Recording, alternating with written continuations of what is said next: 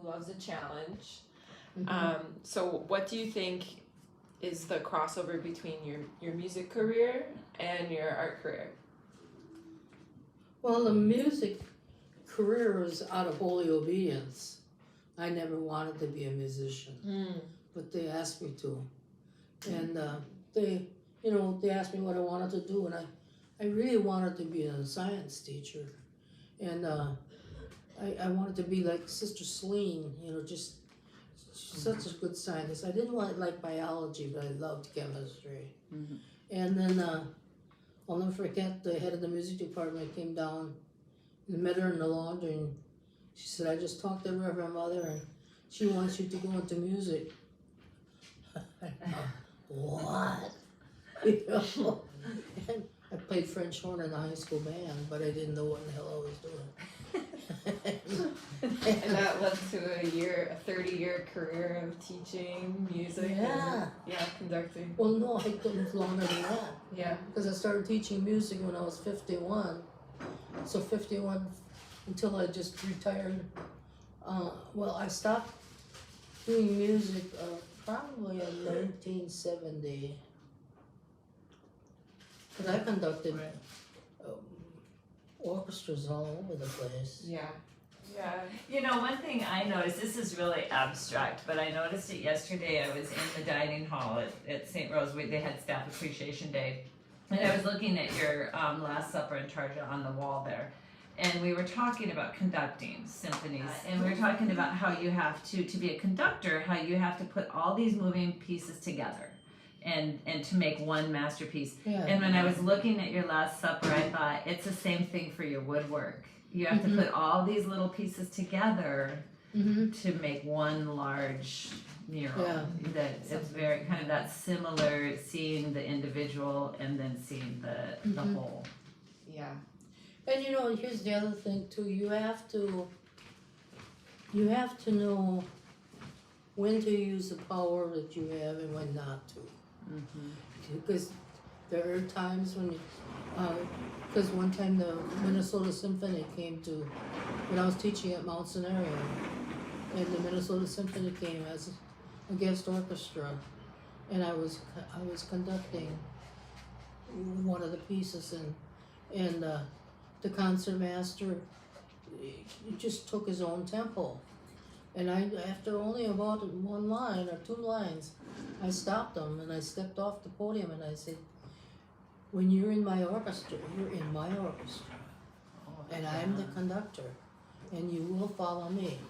I may be a country bumpkin, but I'm still a dictator. You can only have one conductor. And these are these. Now here's the story of those. There's a Lutheran church just north of here that I used to. I had connections with the pastor.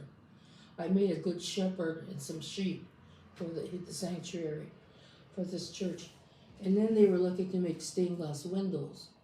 And I said, well, I don't do stained glass windows, but I'll try. So I made those difficult. I learned how to paint on glass. And that's Art Nouveau. I don't know if I'm saying that. Yeah, that's Art Nouveau. And I took the patterns from, put the religious patterns into Art Nouveau pattern. And then I had to learn how to paint on glass and stuff like that. And the second picture is exactly the shape of the church, this little church. And I feel so lucky that I found that one at Viterbo. It was random that they call. I was looking for Native American artifacts because Viterbo had that museum there, and you have to return the artifacts. So that's what I was looking for. And when she called me, they had moved it into the basement of the Fine Arts Center. And the new lady there, she said, I think this is one of your sisters. And do you want it? And I was just like, yes, we do. And now it's going to be hung when you first walk into St. Rose. Oh, really? It's going to be right on the wall when you first walk into St. Rose. No kidding. Yeah, it's beautiful. It's such Oh, a... Jesus. Wow. I have pictures of him being dressed different carved that. ways That's beautiful. out of a chunk of wood. That's awesome. And I have a video somewhere of Of her her doing it. grinding, and there's dust coming. You didn't use a chainsaw for this one, I'm assuming, No. huh? I used to drive to La Crosse, actually. There's a place, and I think it's West Salem, that used to have an outlet for foreign woods. I used to drive down there to get the woods. Right. And then eventually that closed. They stopped. It got just too expensive. And then they had one open in Madison. So I'd go down to Madison to get my exotic woods. And then I found out once I moved here that there's a place in Wausau that carries exotic woods. Oh, it's just like going into a clothing store.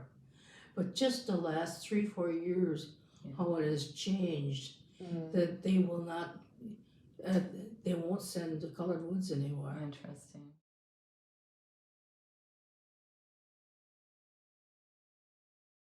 Just think, if they have the gift, let's try to do it, even with not very much even equipment. You can use anything almost to draw anything, or to make art out of anything. You can just make art out of baking, you know, and just do it artfully. Yeah. But everybody has, you know, you just look at your immediate family. You have one sister that, you know, she didn't go to the convent, but holy cow, could she put on beautiful meals. Another one's into sewing. You know, everybody has their talents. Yeah. That's true. Yeah, lots of different ways to live an artful life. Yes, Yeah. yes.